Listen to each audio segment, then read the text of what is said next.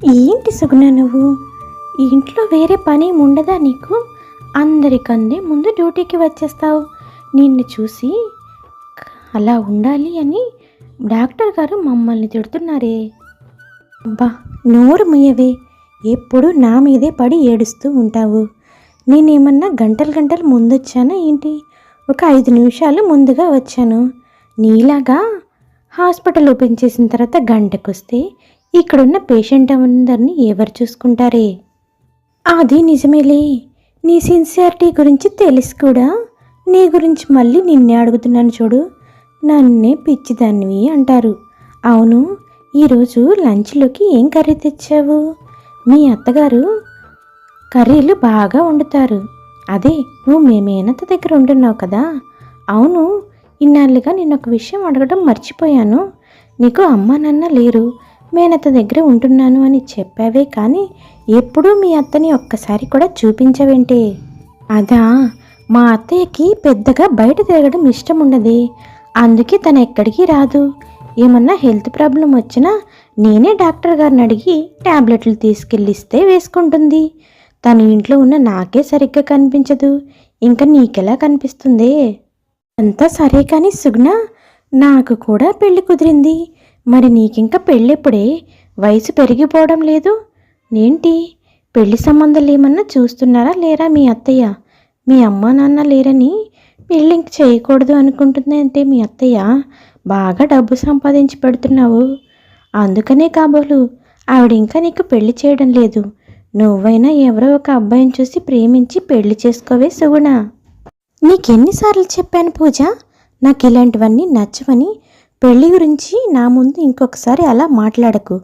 ఇంకొకటి, మా అత్తయ్య గురించి కూడా అలా మాట్లాడొద్దని నీకు ఎన్నోసార్లు చెప్పాను. నువ్వు నా బెస్ట్ ఫ్రెండ్ కాబట్టి, 4 సంవత్సరాల నుంచి ఒకే చోట కలిసి పని చేస్తున్నాం కాబట్టి ఇంతకన్నా నీకేం చెప్పలేను.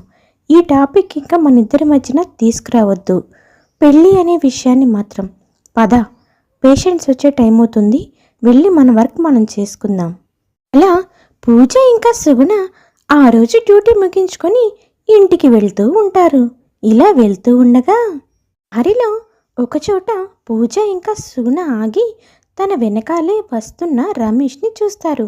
అప్పుడు పూజ ఇలా అంటుంది, సుగుణ, 3 సంవత్సరాల నుంచి ఆ అబ్బాయి నిన్ను ప్రేమిస్తున్నానంటూ నీ వెంట పడుతున్నాడు.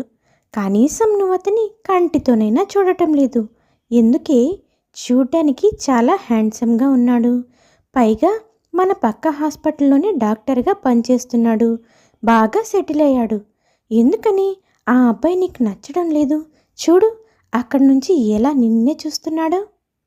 పూజ, నీకెన్నిసార్లు చెప్పాను ఇలాంటివన్నీ నా దగ్గర మాట్లాడొద్దు అని?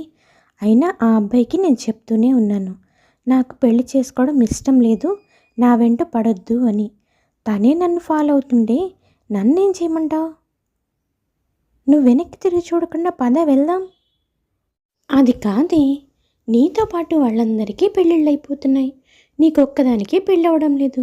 ఆఖరికి అబ్బాయిలంటే ఇష్టం లేని నేను కూడా పెళ్లి చేసుకున్నాను.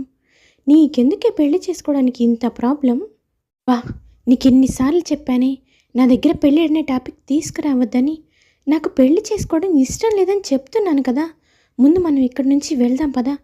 చుట్టూ ఉన్న వాళ్ళంతా మనల్ని విచిత్రంగా చూస్తున్నారు. నువ్వు నా ఫ్రెండ్వే, నేను నీకు మంచి జరగాలని చూస్తున్నాను, కానీ నువ్వు మాట అస్సలే వినడం లేదు. మీ అత్తయ్యతో ఒకసారి నేను మాట్లాడాలి. మీ ఇల్లు ఎక్కడో చెప్పు, తనైనా నీకు పెళ్లి చేస్తుందో లేదో కనుక్కోవాలి. ఇప్పుడు ఆ అబ్బాయి చూస్తుండగా ఈ డిస్కషన్ పెట్టుకోవడం అంత అవసరమా? మనం ఏదన్నా ఉంటే తర్వాత మాట్లాడుకుందాం, ముందు మనం ఇక్కడి నుంచి వెళ్దాం పదా అని సుగుణ పూజని చాలా రిక్వెస్ట్ చేస్తుంది. ఇంతలో రమేష్ దగ్గరగా వచ్చి నిలబడతాడు. దాంతో సుగుణకి పట్టలేనంత కోపం వస్తుంది. ఏయ్, నీకెన్నిసార్లు చెప్పాలి నన్ను ఫాలో అవ్వద్దని? చూసే వాళ్ళందరూ నన్ను చాలా తప్పుగా అనుకుంటున్నారు. నాకు నువ్వంటే ఎలాంటి ఇష్టమూ లేదు, ప్రేమ అంతకన్నా లేదు. నాకు నిన్ను పెళ్లి చేసుకోవాలన్న ఆలోచన కూడా లేదు. మర్యాదగా ఇక్కడి నుంచి వెళ్ళిపో, లేకపోతే పోలీస్ కంప్లైంట్ ఇస్తాను. వెంటనే పూజ, వెళ్ళవయ్యా బాబు, అనవసరంగా పోలీసులతో ఎందుకు దెబ్బలు తింటావు? రోజు కనిపిస్తూనే ఉంటుంది కదా, ముందు ఇక్కడి నుంచి వెళ్ళు. అది చాలా కోపంగా ఉంది. ఆ రోజుకైతే రమేష్ వెళ్ళిపోతాడు. కానీ రోజు సుగుణని ఫాలో అవుతూనే ఉంటాడు. కనీసం చూడటానికైనా వస్తూనే ఉంటాడు. సుగుణతో చాలా తిట్లు తింటూనే ఉంటాడు. ఇదంతా చూస్తున్న పూజకి చాలా కోపం వస్తుంది సుగుణ పైన. ఇంతలా ప్రేమించే వ్యక్తిని ఎందుకు వద్దనుకుంటుందో తెలుసుకోవాలి అనుకుంటుంది. ఏయ్ సుగుణ, ఆగవే! ఈరోజు నీ పెళ్లి విషయం అటో ఇటో తేలిపోవాలి. ఏంటి, నువ్వు లోకంలో ఉన్న వాళ్ళందరికన్నా పెద్ద అందగత్తెని అని ఫీల్ అవుతున్నావా? అతన్ని 3 సంవత్సరాలుగా నీ చుట్టూ తిప్పుకుంటున్నావు. నీకసలు పెళ్లి చేసుకునే ఉద్దేశమే లేదా? పాపం, తల్లిదండ్రులు లేని అమ్మాయి అతన్ని పెళ్లి చేసుకుంటే నీ లైఫే సెట్ అవుతుంది. ఇంతలా కష్టపడి పనిచేయాల్సిన పని ఉండదని నేను ఆలోచిస్తుంటే నువ్వు కనీసం నా మాట లెక్క కూడా చేయడం లేదు. ఈరోజు నువ్వు పెళ్లి గురించి నీ నిర్ణయం ఏంటి అని చెప్పాల్సిందే. లేకపోతే మాత్రం ఈరోజు నుంచి మన ఫ్రెండ్షిప్ కట్, అంతే. పూజ, ఈ ప్రపంచంలో పెళ్ళంటే ఇష్టం లేని అమ్మాయిలు ఎవరైనా ఉంటారు అని నువ్వు అసలు అనుకుంటున్నావా? నాకు పెళ్ళంటే ఇష్టం లేదని నువ్వెందుకు అనుకుంటున్నావు? మరి నువ్వు పెళ్ళి ఎందుకు చేసుకోవడం లేదు? నాకు కారణం తెలియాలి. మీ అత్తయ్యని కల్పించమన్నా కల్పించవు. అసలు నువ్వెందుకు పెళ్లి చేసుకోవడం లేదో ఈరోజు నాకు సరైన కారణం తెలియాలి. చెప్తాను. నీకు కాకపోతే ఇంకెవరికి చెప్తాను? కానీ సరైన సందర్భం రాలేదు, అంతే. నాకు ఈ భూమి మీద స్నేహితులంటూ ఉంటే అది నువ్వు ఒక్కదానివి. చిన్నప్పటి నుంచి నేను అనాథని, అత్తయ్య పెంచినప్పటికీ కూడా. నాకు పెళ్ళంటే ఇష్టం లేదని ఎవరు చెప్పారు? నాకు ఆల్రెడీ పెళ్ళయింది. ఏంటి సుగుణ నువ్వు మాట్లాడేది? నీకు పెళ్ళయిందా? మరి నీకు పెళ్ళైతే నీ భర్త ఎక్కడా? విడిపోయారా? విడాకులు తీసుకున్నారా? తనకి నువ్వంటే ఇష్టం లేదా? అయినా ఇంత చక్కని అమ్మాయిని వదులుకునేంత బుద్ధి లేనివాడు ఎవడి? అసలు ఏమైందో చెప్పవే. చెప్తాను. చెప్పకుండా ఎందుకుంటాను? నీకు ఈ విషయం తెలిస్తే నాకు కూడా కొంచెం గుండెల మీద భారం దిగినట్టుగా ఉంటుంది. నేను అనాథని. చిన్నప్పుడే అమ్మ నాన్న చనిపోయారు. దాంతో నా మేనత్తైన కాంతమ్మత్త నన్ను తీసుకొచ్చి తన కూతురులాగా పెంచింది. కాంతమ్మత్తకి ఒక్కగానొక్క కొడుకు రమేష్. రమేష్ని నాకిచ్చి పెళ్లి చేయాలని కాంతమ్మత్త కోరిక. అలాగే రమేష్కి నాకు అత్తయ్య పెళ్లి చేసింది. మేము చాలా సంతోషంగా ఉండేవాళ్ళం. అత్తయ్య బయటింటికి ఇస్తే నన్ను ఇక్కడ దూరం చేసుకుంటుందో అనే స్వార్థంతో నన్ను మా బావకే ఇచ్చి పెళ్లి చేసింది. బావ డ్యూటీకి వెళ్ళి వస్తూ ఉండేవాడు. బావ తెచ్చే సంపాదనతో అత్తయ్య నేను ఇంట్లో ఉంటూ వచ్చిన దాంట్లోనే సర్దుకుంటూ చాలా సంతోషంగా ఉండేవాళ్ళం. ఇలా రోజులు గడిచిపోయాయి. బావకి నేనంటే చాలా ఇష్టం. నాకు కూడా బావ అంటే చాలా ఇష్టం. మేము చాలా అన్యోన్యంగా ఉండేవాళ్ళం. బావ ఆఫీస్ నుంచి వచ్చిన తర్వాత పార్కులకి, సినిమాలకి ఇలాగా నన్ను చాలా బాగా ప్రేమగా చూసుకునేవాడు. కొద్ది రోజులు గడిచాయి. నాకు పండంటి మగబిడ్డ పుట్టాడు. బావ చాలా సంతోషించాడు. ఇలా మా జీవితం చాలా సాఫీగా సాగిపోతుంది. ఆ దేవుడికి మేమంటే అస్సలు ఇష్టం లేనట్టుంది. అప్పుడే మాకొక విషాదకరమైన వార్త తెలిసింది. బావ ఆఫీస్ నుంచి వస్తుండగా యాక్సిడెంట్ అయి చనిపోయాడు అని తెలిసింది. ఒక్క నిమిషం గుండెలు బద్దలైనట్లు అయిపోయాయి. కానీ నా చేతిలో నా బిడ్డ భవిష్యత్తు ఉంది. నాలాగా నా బిడ్డ అనాథ కాకూడదు అని అనుకున్నాను. దాంతో నా గుండెని ధైర్యంగా చేసుకున్నాను. అప్పుడు అత్తయ్య నాకు చాలా సపోర్ట్గా ఉన్నారు. నువ్వు వెళ్ళి ఉద్యోగం చేసుకొని నీ బిడ్డని పోషించుకోమ్మా. నీ బిడ్డని నేను చూసుకుంటాను. నీకు చేదోడు వాదోడుగా నేనుంటాను. ఇక నుంచి నేను అత్తలా కాదమ్మా, నీకు అమ్మలా అవుతాను అని చెప్పింది. ఇలా 5 సంవత్సరాల నుంచి నా బిడ్డని పోషించుకుంటూ నేను కష్టపడుతున్నాను. అందుకే నేను ఆఫీస్కి టైంకి వచ్చినా, పెళ్లి గురించి మాట్లాడకపోయినా నా గుండెలో ఇంత దుఃఖాన్ని పెట్టుకొని కూడా నేను ఇంత సంతోషంగా ఉంటున్నానంటే అది నా బిడ్డ కోసమే. ఇప్పుడు చెప్పు, నా గతం తెలియకుండా నన్ను పెళ్లి చేసుకుంటున్నానని వెంటపడుతున్న వ్యక్తిని నేను కూడా ప్రేమించి పెళ్లి చేసుకుని నా బిడ్డని అనాథని చేయమంటావా? లేక తల్లి తండ్రి రెండూ నేనై నా బిడ్డని పెంచి మంచి ప్రయోజకుడిని చేసి నాలాగా అనాథలా కాకుండా చేయమంటావా? చెప్పు పూజ, చెప్పు. నీ మనసులో ఇంత బాధ పెట్టుకొని పైకి ఇంత సంతోషంగా ఎలా ఉండగలుగుతున్నావు సుగుణ? నిన్ను చూస్తుంటే నాకు ఇప్పుడు చాలా అసూయగా ఉంది. ఒక ఆడపిల్ల ఇంత ధైర్యంగా ఒక్కతే కుటుంబాన్ని నెట్టుకొని రాగలదా అని. అందుకే సుగుణ, ఇతన్ని నేను దూరంగా పెడుతున్నాను. అందులో ఇతని పేరు కూడా రమేషే. నేను ఎక్కడ దగ్గరైపోతానో అన్న భయంతోనే తనని అసలు నేను కన్నెత్తి కూడా చూడడం లేదే. నా బాధ నువ్వైనా అర్థం చేసుకో పూజ అని చాలా బాధపడుతుంది సుగుణ. చాలాసేపు ఏడుస్తుంది. అవును సుగుణ, నీ జీవితంలో కోల్పోయిన సంతోషాలన్నీ తిరిగి ఇవ్వడానికి దేవుడు ఇతన్ని రమేష్ అనే పేరుతో పంపించాడేమో.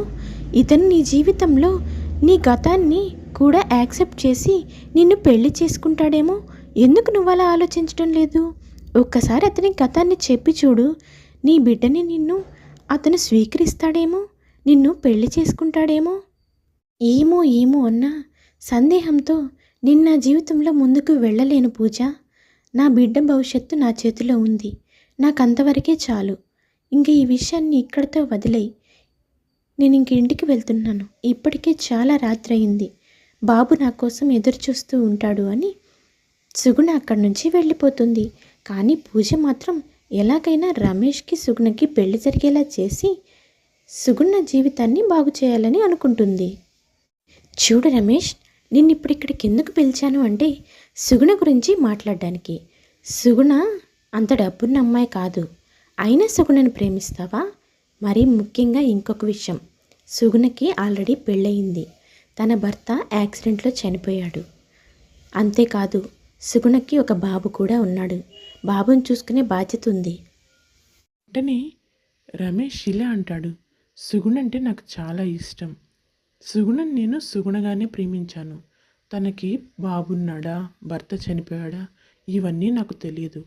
కానీ ఇప్పుడు మీరు చెప్పారు కాబట్టి చెప్తున్నాను. సుగుణ ఎలాంటి పరిస్థితుల్లో ఉన్నా సరే నేను సుగుణని మనస్ఫూర్తిగా స్వీకరిస్తాను. సుగుణ అంటే నాకు చాలా ఇష్టం. అందరు అబ్బాయిలు ఇలాగే మాట్లాడతారు. కానీ తీరా పెళ్లి చేసుకోబోయేసరికి మా ఇంట్లో వాళ్ళు ఒప్పుకోవడం లేదు, మా అన్నయ్య వద్దన్నాడు, మా వదిన వద్దంది, ఇలాంటి కబుర్లు చెప్తారు. పైగా పెళ్ళైన తర్వాత సుగుణ కూడా వాళ్లతో సూటిపోటి మడలు పడాల్సి వస్తుంది. మరి మీ ఇంట్లో సంగతి ఏంటి? ఓ, చెప్పావు కదా నువ్వు అనాథవి అని. అయితే పర్వాలేదు. సరే పద, నేను నిన్ను సుగుణ వాళ్ళ ఇంటికి తీసుకెళ్తాను. వాళ్ళ అత్తయ్యతో మాట్లాడదాం. కానీ ఒక్క మాట చెప్తున్నాను విను. సుగుణ చాలా మంచి అమ్మాయి. చిన్న వయసులోనే తనకి చాలా అన్యాయం జరిగింది. తనకి ఇలాంటి కష్టం రాకుండా చూసుకోవాలి అని రమేష్ దగ్గర మాట తీసుకుంటుంది పూజ. కాంతమ్మకి పూజ ముందే ఫోన్లో అన్ని విషయాలు చెప్తుంది. అప్పుడు కాంతమ్మ, రండమ్మా రండి, ఈ అబ్బాయి నా అబ్బాయి, నాకు చాలా సంతోషంగా ఉందమ్మా. నా కోడల జీవితంలో కొత్త వెలుగు రాబోతున్నందుకు. అది వచ్చే టైం అవుతుంది.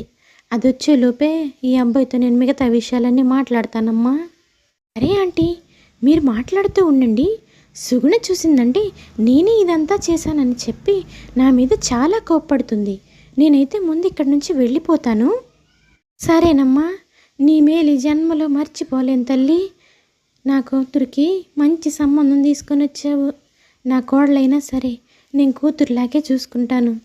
అప్పుడు కాంతమ్మ రమేష్కి తన కోడలు గతాన్ని మొత్తం చెప్తుంది. అలాగే తన మనవడి గురించి కూడా చెప్తుంది. చూసావు కదా బాబు, ఇది నా కోడల పరిస్థితి. నువ్వు వీటన్నిటికీ ఒప్పుకొని అమ్మాయిని పెళ్లి చేసుకోవడానికి సిద్ధపడితే నీకు కావాల్సినంత కట్నం ఇస్తానయ్యా. నా కొడుకు చనిపోయినప్పుడు వచ్చిన డబ్బులు నేను దాచాను. ఏదో ఒక రోజు నా కోడలికి ఏదో ఒక రూపంలో ఉపయోగపడతాయని. చూడండమ్మా, నేను డబ్బు కోసం సుగుణని పెళ్లి చేసుకుంటాను అనడం లేదు. సుగుణని నేను మనస్ఫూర్తిగా ప్రేమించాను. పైగా మీకు ఇంకొక విషయం తెలుసా? నాకంటూ నా కుటుంబం అంటూ ఎవరూ లేరు. నేనొక అనాథని. నాకంటూ ఒక కుటుంబం ఏర్పడితే చాలు అనుకుంటున్నాను. మీరు నాకు సుగుణనిస్తే చాలు, పువ్వుల్లో పెట్టుకొని చూసుకుంటాను. చాలు బాబు, ఈ మాట చాలు. నా సుగుణని మీ చేతుల్లో పెట్టి నేను పెళ్లి చేస్తాను. నా మనవడు అంటావా? నా మనవడు మీ ఇద్దరి మధ్యన అడ్డు రాడయ్యా. ఓపికన్నంతకాలం నేనే చూసుకుంటాను. తర్వాత కావాలంటే ఏదన్నా అనాథాశ్రమంలో పెంచుతానయ్యా. లేదమ్మా, సుగుణకి బిడ్డ అంటే నాకు కూడా బిడ్డతోనే సమానం. బాబుని మేమే పెంచుకుంటాము. బాబు నా దగ్గర ఉండటంలో నాకు ఎలాంటి అభ్యంతరం లేదు. ఎందుకంటే ఒక అనాథగా ఎన్ని కష్టాలు పడాలో నాకు అన్నీ తెలుసు కాబట్టి. నీదెంత మంచి మనసయ్యా. ఆ దేవుడు నా బిడ్డ పడే కష్టం చూడలేక నిన్ను నా బిడ్డకు తోడు పంపించినట్టున్నాడయ్యా. ఈ రోజుతో నా కష్టాలన్నీ తీరిపోయాయి. నా దిగులంతా తీరిపోయింది. నా సుగుణ జీవితం మళ్ళీ సంతోషంగా మారబోతుంది. రే, ఈ పెళ్ళికి సుగుణ ఒప్పుకుంటుందనుకుంటున్నారా అమ్మా? 3 సంవత్సరాల నుంచి సుగుణ వెంట పడుతున్నా కనీసం నన్ను కన్నెత్తి కూడా చూడలేదు. ఇప్పుడు పెళ్ళంటే ఒప్పుకుంటుందా? దాన్ని ఎట్టాగైనా పెళ్లికి ఒప్పించే బాధ్యత నాదేనయ్యా. నేనంటే దానికి చాలా ప్రేమ, గౌరవం. నేను చెప్పిన మాట కాదనదు. అమ్మా, నేను పెళ్ళికి కావాల్సిన ఏర్పాట్లన్నీ చేసుకుంటాను. మీరు పెళ్లి డేట్ ఎప్పుడు ఫిక్స్ చేసి నాకు చెప్పండి.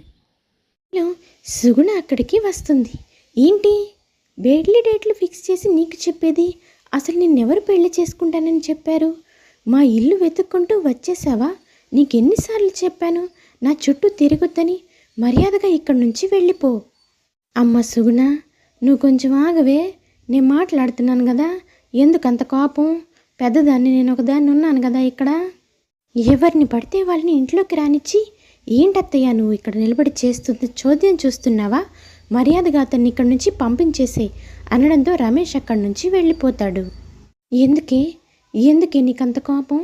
నీ బిడ్డ భవిష్యత్తు బాగుండాలని నువ్వు కోరుకోవట్లేదా ఏంది? వాడికి తండ్రి రాబోతున్నాడు. వాడిని ఎందుకు నువ్వు అలా తిట్టి పంపించావు? ఆ అబ్బాయి చాలా మంచివాడు. నీ గతమంతా తెలుసుకొని కూడా ఆ అబ్బాయి నిన్ను పెళ్లి చేసుకోవడానికి సిద్ధపడ్డాడు. అలాంటి అబ్బాయిని నోటికొచ్చినట్టు మాట్లాడతావా? నీ బిడ్డ మొహం చూడవే ఒకసారి. అనాథలాగా ఒక్క తల్లి ప్రేమనే చూస్తూ ఎట్లా బతుకుతున్నాడో వాడు. అత్తయ్య, నీకెన్నిసార్లు చెప్పాను బాబు ముందు ఇలాంటి మాటలు మాట్లాడొద్దు అని. అయినా నాకు పెళ్లి చేసుకోవడం ఇష్టం లేదు అత్తయ్య. వచ్చిన వాళ్ళు ఎలా ఉంటారో ఏంటో తెలియదు. ఒక్కసారి మాట్లాడి మంచివాడు అని నువ్వెలా చెప్తావు అత్తయ్య? సరే, నువ్వు 3 సంవత్సరాలుగా చూస్తున్నావంటగా ఆ అబ్బాయిని. నువ్వు చెప్పవే, ఆ అబ్బాయి మంచోడా చెడ్డోడా? చెడ్డోడని ఒక మాట చెప్పు. నీ ఇంక పెళ్లి చేసుకోమని నేను చెప్పను. అది అత్తయ్య, మంచోడైతే ఇప్పుడు పెళ్లి చేసుకోవాలని రూల్ ఏం లేదు కదా. ఇప్పుడు నాకేం కష్టం వచ్చింది అత్తయ్య? నువ్వున్నావు, బాబున్నాడు, నేను చాలా సంతోషంగా ఉన్నాను అత్తయ్య. చూడమ్మా, నేనా ముసల్దాన్ని, ఎంతకాలం ఉంటానో తెలియదు. ఇంకా బాబు అంటావా? బాబు ఒక్కడిని పెట్టుకొని ఒంటరి ఆడదానివి ఈ సమాజంలో బతకలేవే పిచ్చిదానా. ఎందుకు చెప్తున్నానో అర్థం చేసుకో. మీ అమ్మ నాన్న చచ్చిపోయినప్పుడు నేనున్నాను కాబట్టి నిన్ను చూసుకున్నాను. కానీ నా భర్త చనిపోతే నన్ను చూసుకోవడానికి ఎవరూ లేరే. ఒంటరి ఆడదానిగా 2 బిడ్డల్ని పెట్టుకొని ఎంత కష్టపడ్డానో తెలుసా?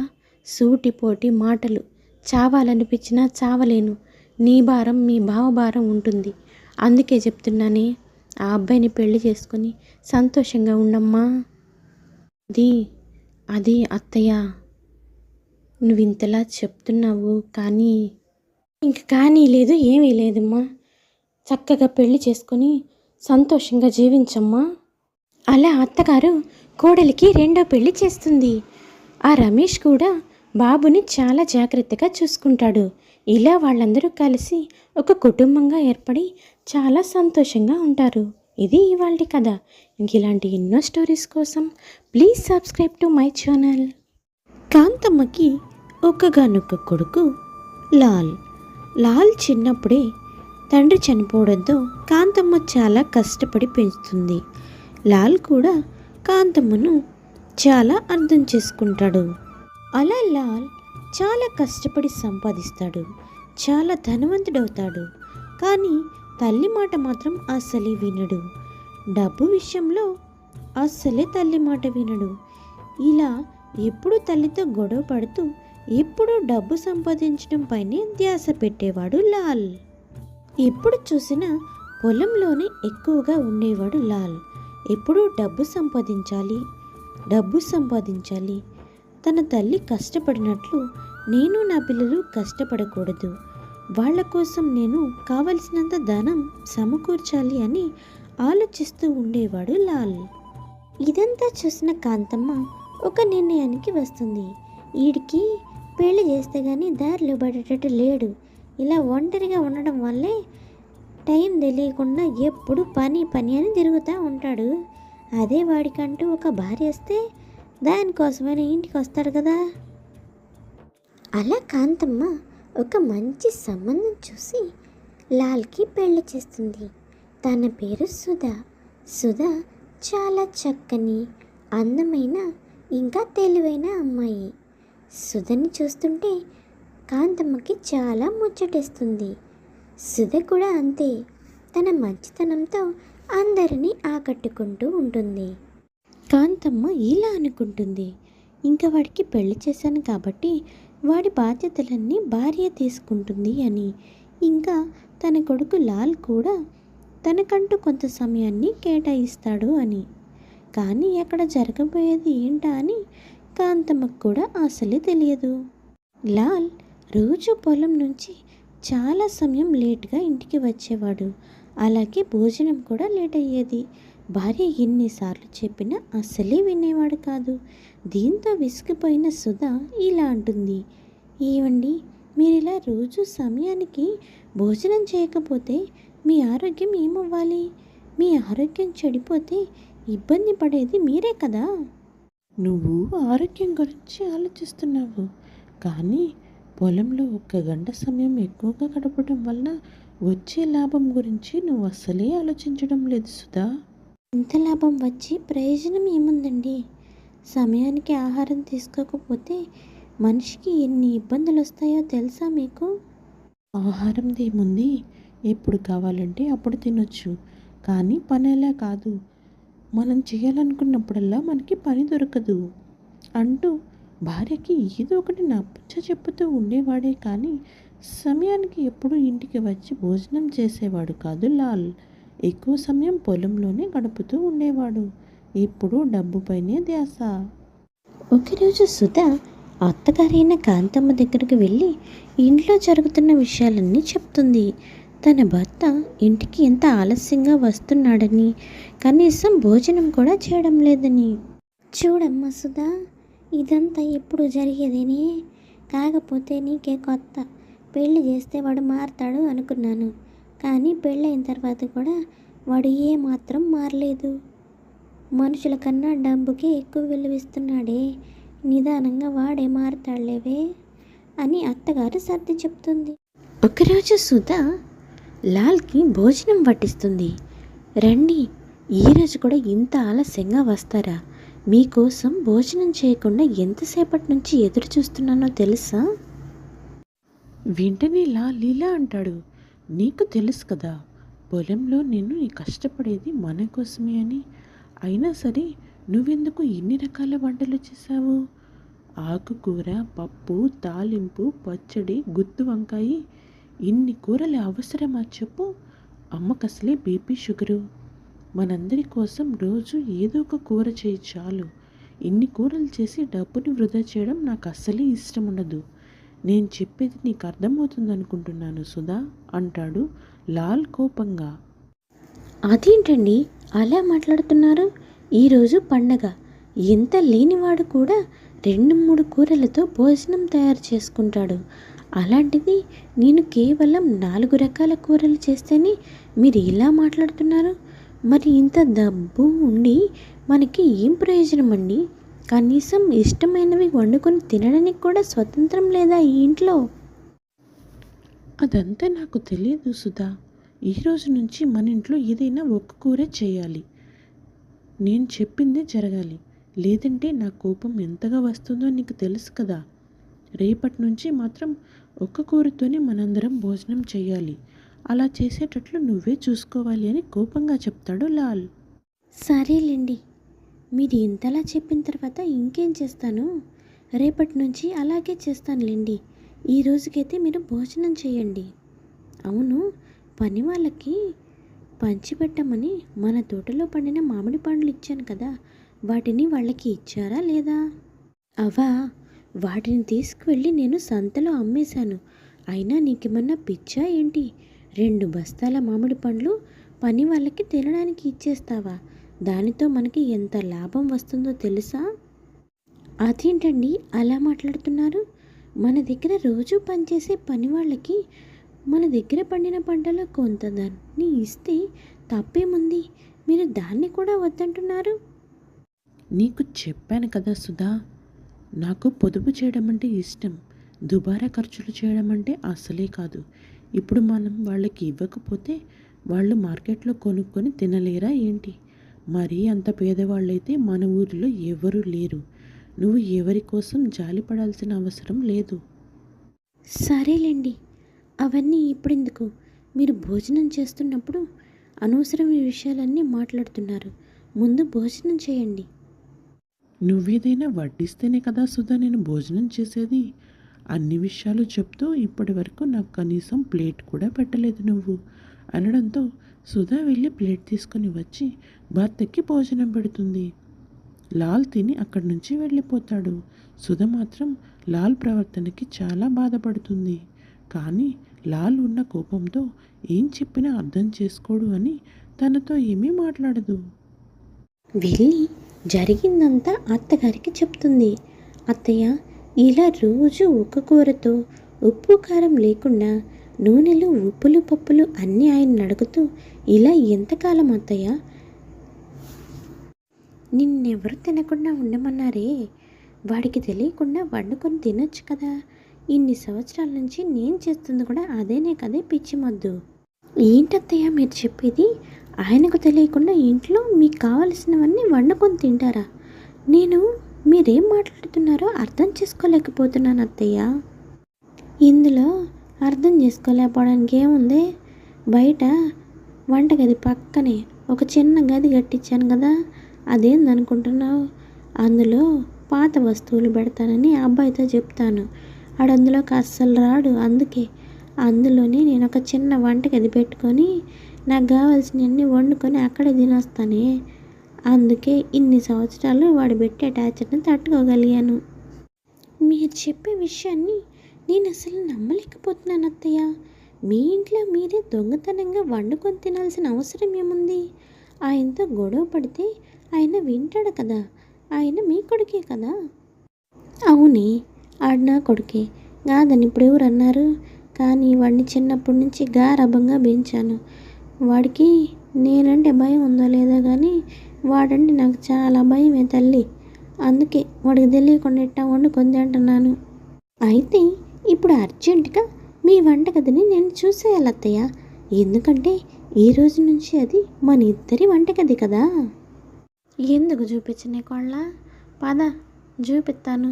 ఇప్పుడు వెళ్ళి నీకు నచ్చిన వంటకం చేసుకొని ఇద్దరం తృప్తిగా తిందాం పదవే. అలా అత్త కోడళ్ళిద్దరూ వంటగదిలోకి వస్తారు. అత్తయ్య, నాకు ఇప్పటికీ నిజంగా నమ్మబుద్ధి కావడం లేదు. ఇలా మీరు రోజు ఆయనకు తెలియకుండా వంటలు చేసుకొని తింటారు అని. ఈ విషయం తెలియక 6 నెలల నుంచి ఒక రసం ఒక కూరతో తిని తిని నా నోరంతా చప్పపడిపోయింది అత్తయ్య. 2 రోజుల్లో నా నోటికి ఇష్టమైన వంటలన్నీ తిని నా నాలుకని మళ్ళీ ముందట్లా పనిచేసేటట్లుగా చేయాలి. మా ఊర్లో నేను వంటలు చేస్తున్నానంటే పక్కింటి వాళ్ళు గిన్నెలు పట్టుకుని ఎదురు చూసేవాళ్ళు కొంచెం కూర తీసుకుని వెళ్దామని. కానీ ఇప్పుడు అంతా రివర్స్ అయిపోయింది. ఇలా మాటలతోనే కాలక్షేపం చేస్తూ ఉంటే ఈలోపు వాడు పొలం నుంచి వచ్చేస్తాడే. త్వరగా నీకు కావాల్సిన వంటకం ఏదో వండుకొని తినేసి చడి చప్పుడు లేకుండా గిన్నెలన్నీ గడికి అక్కడ పెట్టవే బాబు. దానికి కోడలు సరే అంటుంది. ఇలా అత్త కోడళ్ళు ఇద్దరు కొడుక్కి తెలియకుండా వంటలు చేసుకుని తింటూ కొడుకు వచ్చేసరికి ఆ ఆనవాళ్ళు కూడా కనిపించకుండా చూసుకునేవాళ్ళు. ఇంకో పక్క లాల్ మాత్రం తన ఆదర్శాలని విడవకుండా ఒక కూరతోనే భోజనం చేస్తూ ఉండేవాడు. ఒక పక్క సుధా భర్తకి ఒక కూరతోనే భోజనం పెడుతూ కావలసినవన్నీ ఉదయం మధ్యాహ్నం వండుకొని తింటూ రాత్రిపూట భర్తతో కలిసి ఒక పూట భోజనం చేస్తూ ఉండేది. ఏందే కోళ్ళ, ఈరోజు ఇంకా వంట మొదలు పెట్టలేదా? ఈరోజు ఏం కూర చేస్తున్నావు? ఏమో అత్తయ్య, ఆయనకు తెలియకుండా ఇలా వంటలు చేసుకొని తినాలంటే నాకు అసలు మనసే రావడం లేదు. ఆయన అలా కష్టపడి పనిచేసి వచ్చి ఒక్క కూరతో భోజనం చేస్తుంటే నా మనసు చాలా బాధపడుతుంది అత్తయ్య. ఓసి నా పిచ్చి కోళ్ళ, ఇంత మంచిదానివైతే నువ్వు ఈ లోకంలో బతకలేవే. 24 గంటలు ఇంట్లో ఇంటడి చాకరీ చేసే నీకే ఆరోగ్యం ఉండాలి. నువ్వు దాని గురించి అస్సలు ఆలోచించకుండా పొలం పని చేసేవాడి గురించి ఆలోచిస్తున్నావంటే నా కొడుక్కి నిన్నిచ్చి చేసి నేను చాలా మంచి పని చేశానే. నేను పోయిన తర్వాత కూడా నా కొడుకు చాలా సంతోషంగా ఉంటాడని నాకు అనిపిస్తుంది. నువ్వేమి తప్పు చేయట్లేదమ్మా. అత్తగారు చెప్పిన పనే కదా నువ్వు చేస్తూ ఉండవు. నువ్వేం దిగులు పడ మాకు. ఆ అబ్బాయి ఏదో ఒకరోజు మారతాడు. వాడికి తిండి విలువ ఆరోగ్యం విలువ తెలుస్తుంది. వాడి పిసినతనం వదిలేస్తాడే. నువ్వు వంటలు చేసుకొని తిను అని కోడలు మనస్సు మారుస్తుంది అత్తగారు. ఒకరోజు పొలంలో ఒక రైతు లాల్ దగ్గరికి వస్తాడు.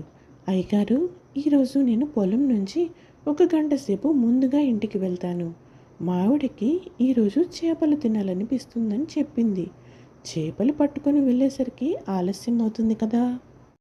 అదేంటి రంగయ్య, నీకు వచ్చే కూలి డబ్బులే అరాకొర, అందులో చేపలు అవి ఇవి అంటే మీ ఇంటి ఖర్చులకి ఏమన్నా మిగులుతాయా లేదా? ఇలాంటి అనవసరపు ఖర్చులు పెట్టుకోకూడదు.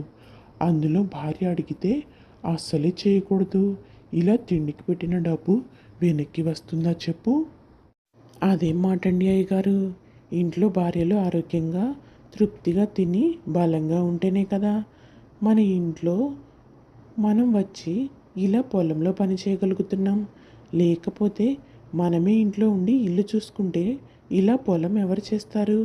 అయినా భార్య ఆరోగ్యంగా ఉంటే ఇల్లంతా ఆరోగ్యంగా ఉంచుతుంది.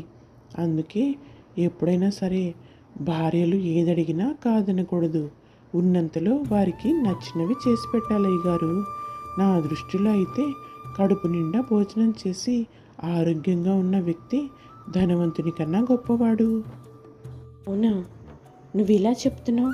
మరి మా ఆవిడ రోజు ఒకే కూరతో భోజనం చేస్తూ నా కోసం ఎదురు చూస్తూ ఉంటుంది. కానీ ఎప్పుడు నాకు అది కావాలి ఇది కావాలి అని మా ఆవిడ నన్ను అడగలేదు. ఎందుకంటావురా రంగయ్య?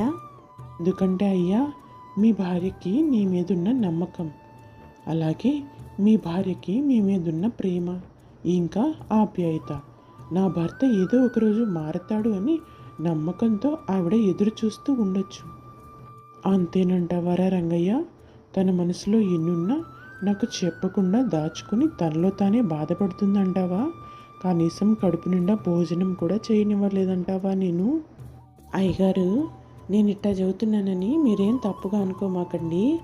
ఇంత డబ్బు సంపాదించినా కడుపు నిండా తినడానికి తిండి లేనప్పుడు ఆ బ్రతుకు ఎందుకండి? ఇంకా మీ అమ్మగారు ఇంకా మీ భార్య గారు మీరు మారతారని ఎదురు చూస్తున్నారు. వాళ్ళని ఇంకా బాధ పెట్టకండి బాబు. అలా పనివాడు చెప్పిన మాటలకి లాల్కి తన మీద తనకు అసహ్యం వేస్తుంది. ఇంతకాలం తను ఎంత తప్పుగా ప్రవర్తించానా అని బాధపడతాడు.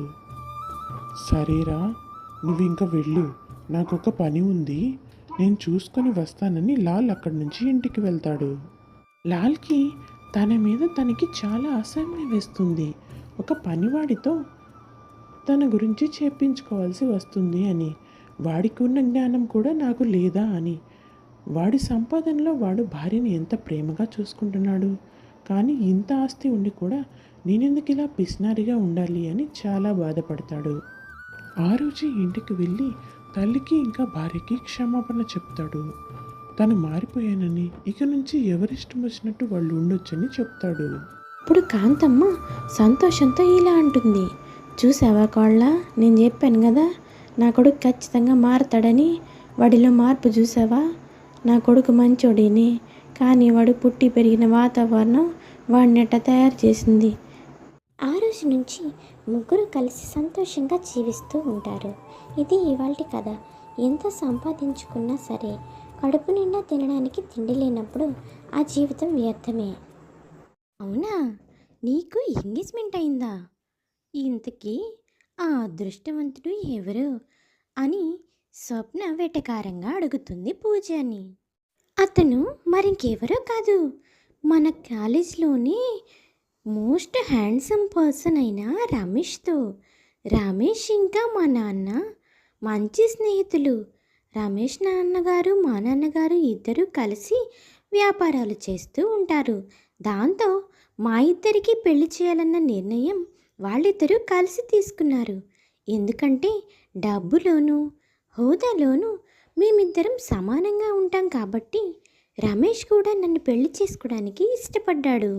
ఒక్క నిమిషం స్వప్నకి ఏం జరుగుతుందో అస్సలు అర్థం కాదు.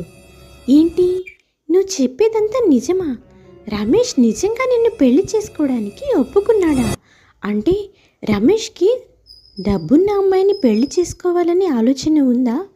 రమేష్ ఇలాంటి వాడని నేను అస్సలే అనుకోలేదు. ఇంతలో రమేష్ అక్కడికి వస్తాడు. ఏం పూజ, డాడీ నీకు ఈరోజు కావలసిన గోల్డ్ జ్యువెలరీ అంతా కొనిపించమని నాకు చెప్పారు. నువ్వు కనుక రెడీ అయితే మనం గోల్డ్ షాప్కి వెళ్దాం. ఆల్రెడీ నేను సార్తో మాట్లాడి వచ్చాను, మనం ఆఫ్ డే అని. నువ్వు ఇంకా సార్తో ఏం చెప్పాల్సిన పని లేదు. ఈరోజు కాలేజీకి మన ఇద్దరం లీవే. పద గోల్డ్ షాప్కి వెళ్దాం. ఆ, వెళ్దాం రమేష్. ఒక్క నిమిషం, నేను మా ఫ్రెండ్తో మాట్లాడుతున్నాను. తిను నా ఫ్రెండ్ స్వప్న, నీకు తెలుసు కదా. ఓ, నాకెందుకు తెలీదు? స్వప్న ఇంకా సుజాత వాళ్ళిద్దరూ కో సిస్టర్స్ కదా. వీళ్ళిద్దరూ క్లాస్లోనే టాపర్స్, బాగా చదువుతారు. మొన్న నేను సుజాత దగ్గర నోట్స్ కూడా తీసుకున్నాను. బాగా గుర్తు చేసావు. నేను సుజాతకి నోట్స్ ఇవ్వాలి. ఈ స్వప్నకి ఇచ్చేస్తే సుజాతకి ఇస్తుంది కదా. ఎందుకు ఇవ్వదు రమేష్, ఇస్తుంది అని చెప్పి వాళ్ళిద్దరూ నోట్స్ స్వప్న చేతిలో పెట్టి అక్కడి నుంచి వెళ్ళిపోతారు. స్వప్న మాత్రం అక్కడ ఏం జరుగుతుందా అని ఆశ్చర్యంగా నిలబడి చూస్తూ ఉంటుంది బొమ్మలాగా. ఇంతలో సుజాత అక్కడికి వచ్చి నిలబడుతుంది. అప్పుడు స్వప్న ఇలా అంటుంది, సుజాత, నేను చెప్పిన మాట నువ్వు ఎప్పుడు వినవు. రమేష్కి నువ్వు ప్రేమిస్తున్న విషయం చెప్పవే అని 3 సంవత్సరాల నుంచి నెత్తి నోరు కొట్టుకని చెప్తున్నా కానీ నువ్వు ప్రేమిస్తున్న విషయం వాడితో చెప్పలేదు. ఇప్పుడు ఎంత పని జరిగిందో తెలుసా? వాడు మన పూజ ఇద్దరు ఇంకా పెళ్లి చేసుకోబోతున్నారంట. ఇందాకే వాళ్ళిద్దరూ కలిసి నాకు ఈ విషయం చెప్పారు. వాళ్ళకి ఆల్రెడీ ఎంగేజ్మెంట్ కూడా అయ్యింది. నాకు అర్థమైంది, వాడు డబ్బు మనిషి. అందుకే డబ్బున్న అమ్మాయి పూజతో పెళ్ళి అనగానే పెళ్ళికి సిద్ధపడ్డాడు. అలాంటి వాడిని నువ్వు ఇంకా మర్చిపోవడమే మంచిది. అబ్బా, అసలు నువ్వేం మాట్లాడుతున్నావు స్వప్న? నువ్వు చెప్పేదంతా నిజమేనా? లేకపోతే నన్ను కావాలని భయపెట్టడానికి ఇలా అంటే త్వరగా వెళ్ళి ఐ లవ్ యూ చెప్తానని బెదిరిస్తున్నావా? నిజం చెప్పవే. లేదు సుజాత, ఇలాంటి విషయాల్లో ఎవరైనా సరే జోకులు చేస్తారా చెప్పు? నేను చెప్పేది నిజం. కావాలంటే నా మీద ఒట్టు. ఇప్పుడే వాళ్ళిద్దరి నోటి నుంచి ఈ విషయం నేను విన్నాను. అంటే ఇప్పుడు రమేష్ ఇంకా నాకు దక్కనట్టే కదా?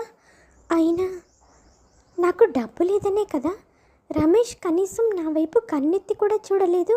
పూజకి డబ్బు ఉంది అని తెలియడంతో ఎవరికీ చెప్పబెట్టకుండా తనతో ఎంగేజ్మెంట్ చేసుకున్నాడు. అంటే ఈ రోజుల్లో మనసుని బట్టి కాదు, డబ్బును బట్టే సంబంధాలు నిలబడతాయన్నమాట అని సుజాత ఏడుస్తూ ఉంటుంది. ఎందుకే పిచ్చిదైనా ఏడుస్తున్నావు? ఇలాంటి డబ్బు మనిషి నీ జీవితంలో ముందుగానే వెళ్ళిపోయాడని నువ్వు ఇంకా చాలా సంతోషపడాలి. నీ ప్రేమ విషయం తనకసలు తెలియకుండానే తను నీకు దూరం అయిపోయాడు. చాలా సంతోషించాలి నువ్వు. ఎందుకని స్వప్న నాకు ఇలా జరుగుతుంది? నా జీవితంలో నా అనేవాళ్ళు నాకెవ్వరూ దక్కడం లేదు. నేను దేని గురించైనా ఆశపడ్డాను అంటే అది నా నుంచి ఖచ్చితంగా దూరం అవుతుంది. చిన్నప్పుడే అమ్మ నాన్న, చదువు, బాబాయ్ని కూడా ఎప్పుడూ నేను ప్రేమిస్తున్నట్టు చెప్పలేదు. ఎందుకంటే బాబాయ్ నువ్వు కూడా నాకు ఎక్కడ దూరం అవుతారో అని. ఇప్పుడు రమేష్కి కూడా నేను ఇన్నాళ్ళు ఎందుకు చెప్పలేదో తెలుసా? తను నాకు ఎక్కడ దూరం అయిపోతాడో అని. కానీ ఆఖరికి అదే జరిగింది. నా దురదృష్టం నన్ను ఎగతాళి చేసింది. అలా ఏం కాదు. నువ్వు దురదృష్టాలు అయితే నువ్వు ఇంత బాగా చదువుకొని క్లాస్ ఫస్ట్ వచ్చేదానివే కాదు. నిన్ను చూసుకోవడానికి మా నాన్న ఇంకా నేను కూడా ఉండేవాళ్ళమే కాదు. నీలాంటి మంచి సంస్కారం ఉన్న తెలివైన అమ్మాయిని దూరం చేసుకోవడం ఆ రమేష్ దురదృష్టం. అతనే ఫీల్ అవ్వాలి. ఏదో ఒక రోజు నువ్వు తనని ప్రేమించా అన్న విషయం తెలిస్తే. నువ్వేం బాధపడకు. స్వప్న మాటలకి సుజాత ఏడుస్తూ మరో మాట సమాధానం చెప్పకుండా ఇంటికి వెళ్ళిపోతుంది. రోజులు గడుస్తాయి. స్వప్న ఇంకా సుజాతల కాలేజ్ చదువు పూర్తయిపోతుంది. అప్పుడు స్వప్న తండ్రి ఇలా అంటాడు, ఏమ్మా సుజాత, చదువు అంతా పూర్తయిపోయింది. ఇంకా నీకు పెళ్లి చేసే వయసు వచ్చేసిందమ్మా. ఇకనైనా నీకు పెళ్లి చేస్తేనే నీ తర్వాత స్వప్నకు కూడా నేను పెళ్లి చేయగలుగుతాను. నీకు ఎలాంటి అబ్బాయి కావాలో చెప్తే నేను అలాంటి అబ్బాయితో నీ సంబంధాన్ని నిశ్చయిస్తానమ్మా. బాబాయ్, ఇలా అంటున్నానని తప్పుగా అనుకోవద్దు. నాకు అసలు ఇప్పుడప్పుడే పెళ్లి చేసుకోవడం ఇష్టం లేదు బాబాయ్. నేను మంచి ఉద్యోగం చేయాలి, బాగా డబ్బు సంపాదించాలి. ముందు మనం ఫైనాన్షియల్గా డెవలప్ అవ్వాలి. ఆ తర్వాతే నేను పెళ్లి చేసుకుంటాను బాబాయ్. ఈ విషయంలో నన్ను ఎటువంటి బలవంతం పెట్టొద్దు బాబాయ్, ప్లీజ్. అది నాన్న, తన ఉద్దేశం మంచి జాబ్ చేయాలని, అంతే నాన్న అంటుంది స్వప్న ఏదో కవర్ చేద్దామని. ఏమ్మా, నీకు జాబ్ చేయవలసిన అవసరం ఏంటి? నేను నిన్ను సరిగ్గా చూసుకోవడం లేదా? నీ బాగోగులేవి నేను సరిగ్గా చూసుకోలేకపోతున్నానా? చెప్పమ్మా, నీకేం కావాలో? ఎందుకు ఉద్యోగం చేయాలనుకుంటున్నావు? అయ్యో బాబాయ్, అలా ఏమీ లేదు. నువ్వు నాకు నా సొంత తల్లిదండ్రి ఉన్నా చేయలేనన్ని పనులు చేశావు. ఇంకా వాళ్ళకన్నా నన్ను ఎక్కువగా ప్రేమగా చూసుకున్నావు. అదంతా ఏం కాదు. చదువుకోవాలనుంది బాబాయ్ అని అడిగినప్పుడు ఎందుకు ఏమిటి అని అడగకుండా చదివించావు. అలాగే ఇప్పుడు నాకు ఉద్యోగం చేయాలని ఉంది బాబాయ్. కొన్నాళ్ళు నేను ఉద్యోగం చేసిన తర్వాత పెళ్లి చేసుకుంటాను. నా మనసుని అర్థం చేసుకో బాబాయ్. స్వప్న మాట్లాడిన మాటలకి బాబా ఏం చెప్పాలో అర్థం కాక మౌనంగా ఉండి సరే అన్నట్టుగా తలాడించి అక్కడి నుంచి వెళ్ళిపోతాడు. అలా తండ్రి వెళ్ళిన వెంటనే స్వప్న సుజాతతో ఇలా మాట్లాడుతుంది. ఏంటి సుజాత, నువ్వు పెళ్లి చేసుకోకుండా వాడెవడో ప్రేమించిన విషయమే వాడితో చెప్పలేదు. అలాంటి వాడి కోసం ఎదురు చూస్తూ పెళ్లి చేసుకోనని అంటావేంటి? నీకు అసలు బుద్ధుందా? జరిగిందంతా నాన్నతో చెప్పమంటావా ఏంటి? స్వప్న, ప్రేమించిన వ్యక్తిని మర్చిపోవడానికి కొంత సమయం పడుతుంది. ఆ సమయం నేను ఖాళీగా ఉండకుండా ఉద్యోగం చేయాలని అనుకున్నాను. అందులో తప్పేముంది? తప్పు కాకపోతే ఇంకేంటి? వాడికి కనీసం నువ్వు ప్రేమించావన్న విషయమే తెలీదు. వాడేదో నిన్ను ప్రేమించి మోసం చేసినట్లు. అందుకే నువ్వు ఇలా విచారంగా ఉన్నట్టు బిహేవ్ చేస్తున్నావు. నువ్వు పెళ్లి చేసుకోను అనడానికి నాకు ఇది కరెక్ట్ రీజన్ అనిపించడం లేదు. నేను పెళ్లి చేసుకోను అనడం లేదు స్వప్న. నాకన్నా డబ్బే ఎక్కువ అనుకున్న వాడితో నాకేంటి? కాకపోతే కొంచెం టైం తీసుకుని పెళ్లి చేసుకుంటాను అంటున్నాను, అంతే. సరే, నీకు పెళ్ళయ్యే వరకు నేను పెళ్లి చేసుకోను. ఎంతకాలం నువ్వు ఇలా పెళ్లి చేసుకోకుండా ఉంటావో నేను చూస్తాను. దానికి సుజాత ఒప్పుకోకపోయినా సరే, స్వప్న మాత్రం సుజాత మాట అస్సలే వినదు. ఇలా వీళ్ళిద్దరి గొడవలు కొనసాగుతూనే ఉంటాయి. ఇలా కొద్ది రోజులు గడిచిపోతాయి. సుజాత మంచి జాబ్లో జాయిన్ అవుతుంది. అలాగే రమేష్ని కొద్ది కొద్దిగా మర్చిపోవడం కూడా మొదలు పెడుతుంది. ఇలాగే కొద్ది రోజులు గడిచేసరికి సుజాత కూడా బాగా డబ్బు సంపాదిస్తుంది. తను సొంతంగా ఒక కంపెనీ కూడా పెడుతుంది. ఒకరోజు స్వప్న సుజాత గదిలోకి వచ్చి ఇలా అంటుంది, చూడు సుజాత, ఇన్నాళ్ళు ఉద్యోగం చేస్తాను, డబ్బు సంపాదిస్తాను అన్నావు. ఇప్పుడు కావలసినంత డబ్బు సంపాదించావు. ఇకనైనా నువ్వు పెళ్లి చేసుకోవాలి. అవును స్వప్న, నేను పెళ్లి చేసుకోవాలి. ఆ విషయం నాకు తెలుసు. తెలుసు అంటే కాదు, నువ్వే వెళ్ళి నాన్న దగ్గర నేను పెళ్లి చేసుకుంటాను బాబాయ్, నాకు సంబంధాలు చూడండి అని చెప్పాలి. నేనే పెళ్లి కూతురునైతే నేనెలా చెప్తానే స్వప్న? వెళ్ళి నువ్వే చెప్పు, అక్కకి పెళ్లి సంబంధం చూడు నాన్న, అక్క పెళ్లి చేసుకుంటానంటుంది అని. బా, నాకు ఇప్పుడు ఎంత సంతోషంగా ఉందో. 2 సంవత్సరాల నుంచి ఎదురు చూస్తున్నాడు నాన్న నీ నోటి నుంచి ఈ మాట వినడం కోసం. ఇప్పుడే అర్జెంటుగా వెళ్ళి పెళ్లి కొడుకుని తీసుకుని రమ్మని చెప్తాను. అలా స్వప్న ఇంకా సుజాత చాలా సంతోషంగా ఉంటారు. సుజాత మనసులో కొంత బాధ ఉన్నప్పటికీ తన బాబాయ్ సంతోషం కోసం ఇంకా స్వప్న పెళ్లి జరగడం కోసం తాను ఈ పెళ్లికి ఒప్పుకుంటుంది. 20వ రోజు పెళ్లి చూపులు. పెళ్లి చూపుల్లో పెళ్లి కొడుకుగా రమేష్. ఇదంతా చూసి సుజాతకి ఏం అర్థం కాదు. ఒక్క నిమిషం భూమంతా కంపించినట్లవుతుంది. కళ్ళన్నీ మైకం కమ్ముతాయి. తనకి ఏం చెప్పాలో కూడా అర్థం కాదు. ఇంకా తను బాబాయ్తో ఇలా అంటుంది, బాబాయ్, పెళ్లి కొడుకుతో నేను ఒకసారి విడిగా మాట్లాడాలి అని. దానికి పెళ్లి కొడుకు తల్లి కాంతమ్మ, బాబాయ్ ఇంకా రమేష్ ముగ్గురు సరే అంటారు. అదేంటి రమేష్, నీకు పూజతో పెళ్ళి కదా, నువ్వెలా పూజని వదిలేసి నన్ను పెళ్లి సంబంధం చూడటానికి వచ్చావు, అది కూడా 2 సంవత్సరాల తర్వాత? అది ఏంటంటే సుజాత, ఇప్పుడు నేను ఒక విషయం చెప్పాలి. నేను నిన్ను ప్రేమిస్తున్నాను. నన్ను ప్రేమించేటప్పుడు ఆ పూజతో ఎంగేజ్మెంట్ ఎందుకు చేసుకున్నావు? అసలు ఇదంతా ఏంటి, కొత్త కదా? అదేంటంటే పూజ వాళ్ళ నాన్న మా నాన్న బెస్ట్ ఫ్రెండ్స్, అందుకే మా ఇద్దరికి పెళ్లి చేద్దాం అనుకున్నారు. కానీ ఆ రోజు నువ్వు ఇంకా స్వప్న కాలేజీలో మాట్లాడుకునేదంతా నేను ఇంకా పూజ విన్నాము. అప్పుడే మేమిద్దరం నిర్ణయించుకున్నాము. పూజ చెప్పింది, సుజాత తనకన్నా నిన్ను ఎక్కువగా ప్రేమిస్తుంది, తనని వదులుకుంటే నువ్వే నష్టపోతావు అని. అలాగే నా మనసు నాకు చెప్పింది, ఇంతలా ప్రేమించే సుజాతని వదులుకోకూడదు అని.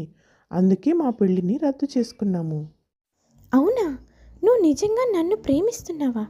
నా కోసం ఇంతకాలం ఎదురు చూసావా? మరి 2 సంవత్సరాలుగా నా దగ్గరకు ఎందుకు రాలేదు? నేను ఎప్పుడు నీ వెంటే ఉన్నాను. నీకు జాబ్ ఇప్పించింది నేనే, నీకు ఇన్ని రోజులు శాలరీ ఇచ్చింది నేనే, నీతో కంపెనీ పెట్టించడానికి మీ బాబాయ్కి డబ్బులు ఇచ్చింది నేనే. నేనేమనుకున్నాను అంటే నువ్వు నీ సొంత కాళ్ళపై నిలబడిన తర్వాతే పెళ్లి చేసుకోవాలనుకున్నావు. అది నిజం చేద్దామని. కానీ ఈరోజు కూడా నేను నీకు నిజం చెప్పాలి అని అనుకోలేదు. కాకపోతే నువ్వు నేను నిజం చెప్తే కానీ నాతో పెళ్ళికి ఒప్పుకునేలా కనిపించలేదు. అందుకే నీకు ఇప్పుడు నిజం చెప్తున్నాను. I love you Sujatha. Ramesh, నిజంగా మనం ఒక వ్యక్తిని ప్రేమిస్తే ఆ ప్రేమ నిజమవుతుందని నువ్వు ఈరోజు రుజువు చేశావు. నేను ఆ రోజు ఎంతలా తిట్టుకున్నాను, కానీ నువ్వు నా కోసం 2 సంవత్సరాలు వెయిట్ చేసి నన్ను చాలా ముందుకు తీసుకొని వచ్చి ఇప్పుడు నన్ను పెళ్లి చేసుకోవాలనుకుంటున్నావు. నిజంగా నీ ప్రేమతో పోలిస్తే నా ప్రేమ చాలా చిన్నది. మనిద్దరం థ్యాంక్స్ చెప్పాల్సింది పూజకి. పూజ కనుక అర్థం చేసుకుని పక్కకు వెళ్ళిపోకపోతే ఈరోజు మనిద్దరం ఇలా కలిసి ఉండేవాళ్ళమే కాదు. ఇలా వాళ్ళిద్దరూ కలిసి కుటుంబ సభ్యుల సమక్షంలో అంగరంగ వైభవంగా పెళ్లి చేసుకుంటారు. ఇది ఇవాల్టి కథ. ఈ కథ కనుక మీకు నచ్చితే please like, share and subscribe చేసుకోండి.